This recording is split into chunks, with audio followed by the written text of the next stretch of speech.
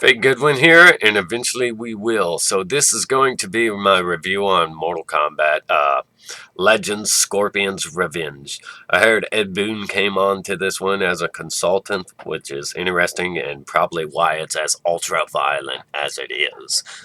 Warner Brothers, you know, with DC, they put out a lot of films. They don't come out as mature as this one does. This one's ultra-violent. It does do Mortal Kombat justice in that avenue.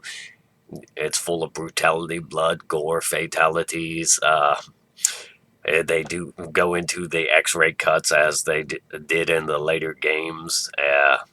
They do draw their weapons and get into violent, brutal fights with them. So it does justice in the department of gore and brutality and all that. And it starts out real strong, but it's almost as if this film is two different stories and they keep undermining each other. So, spoiler warnings, obviously. There's no way to tell this one without really spoiling. So, it starts off with showing Scorpion back when he was alive and human, and it gets into a long, brutal fight with the Lin Kuei, who slaughtered his own village and his family, and eventually he meets his death at the hand of Sub-Zero in a long, brutal, violent fight. And it gets into Scorpion's origins. He ends up in the Nether Realm, being tortured. Not doesn't take him too long to set himself free and take on an army of demons, where he meets Quan Chi, who quickly hands him his own ass and brokers a deal with him. But he brokers a deal with him to be returned to the surface, where he can get him this trinket that will unleash Shinnok. Yeah, and that's the bargain. In order to get his revenge, he's got to get this thing for Quan Chi. But shortly after that, the film goes on to focus on introducing Johnny Cage, Liu Kang, Sonya Blade, and there's nothing wrong with that. It's just it takes away from the title character, and the film almost forgets who the title character is in this process as they go on to focus on these Earthrealm heroes and introducing the tournament and all that. There are some humorous aspects. Johnny Cage has no idea what he's getting himself into. He thinks it's a movie, and Raiden lets him, go into this blindly, risking his life. It is humorous to that aspect, to that extent and degree, but it also introduces a lot of blink and you'll miss characters from the roster that Mortal Kombat has built over the years. There's a lot of characters in the background. There's a lot of characters that just have brief little cameos. You don't really get to see most of them at the forefront.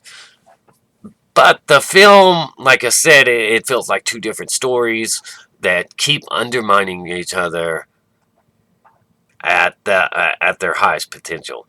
So at first we're following Scorpion, and then we're following the heroes of Earthrealm and the tournament and all that. And it's fascinating. It's almost like watching a Mortal Kombat 1 movie, except for once it gets into the tournament and like Liu Kang, each one of them, they get immediately transported to their first fights, and those fights don't last too long. And then shortly after that, they make it sound almost as if that was it. Like Shing Tu Shung even says himself, "I didn't think your fighters would get that far," and that's just after them facing one combatant. So then the film sort of jumps into Black Dragon goons just storming the island, trying to murder Earthrealm's heroes, and Scorpion ends up saving them and finally getting his fight with Sub-Zero, and then it goes on to pretty much undermine all future entries this could have. I mean, it doesn't prevent them from happening, but it does make them underwhelming, and it spoils a lot of great tension building surprises that could have been used. Like, you could have turned this into a saga of MK movies, animated movies that would have been great. One, focused around a specific character, but they do a lot of things in here, such as spoil the fact that Quan Chi lied and used Scorpion, and Sub-Zero never murdered his family, and he disguised himself as Sub-Zero all along. There's just, and a lot of characters in here die. Sonya Blade's first combatant she fights is Reptile. And unfortunately, it's not classic ninja Reptile. It's, the green skelly Reptile who's actually a reptile. They didn't start out with the way it was. But I think this film really did itself a disservice. It is strong in the brutality department that does justice to Mortal Kombat, but the narrative doesn't really focus on Scorpion. It focuses on him, and it's almost as if at the end of the film it remembers who their title character is, and they focus on him again. But overall, I'd have to say it's really not that great because it's not a great representation of the Mortal Kombat tournament, as you only get them facing off against one combatant, and then that's it. All these fighters showed up, but where are they? What of them? I just think it did a really poor job in that aspect. It is humorous. It is action packed. It is great in the brutality department, but other than that, it takes away from a lot where you could go with this as a franchise of animated films, as a saga of animated films. Certain characters die that would have been great to have around later, and it doesn't even when it's focused on Liu Kang and all these Earthrealm heroes. Well, it undermines that too. While that story is taking away from the Scorpion story itself, when it focuses that big portion of the film on just Liu Kang and the Earthrealm heroes, and then finally Liu Kang goes to toe to toe with Goro, but he ends up getting defeated, and it's Scorpion who interferes and saves him, and that in its own way violates the tournament, but they win the tournament, which leads to Shang Tsung being considered a failure by Shao Kahn, and I just think it was mishandled, because Liu Kang doesn't even come off like that great of a fighter when he's got to be saved by Scorpion. So it didn't do well showing him as the great champion he's supposed to be. Scorpion really steals the show.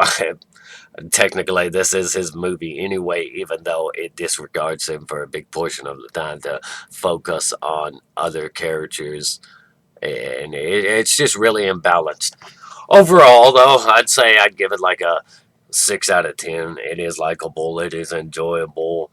And when we're not getting any new movies out, considering the circumstances of everything going on right now, it is really worth watching. It is entertaining to a degree, but it's nothing to really,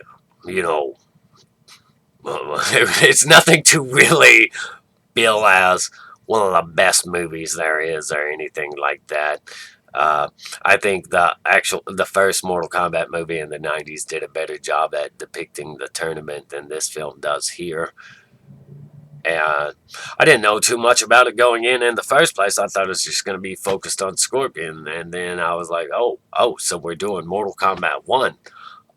But it didn't do a really good job at doing either one of those, telling the Scorpion's revenge story or telling the Mortal Kombat 1 story. It didn't do a great job in either one of those. It is entertaining. I'll give it that. So 6 out of 10. Like, share. Check out my subscribe star if you want to support my channel. That's the video, guys. Stay awesome. Rock on.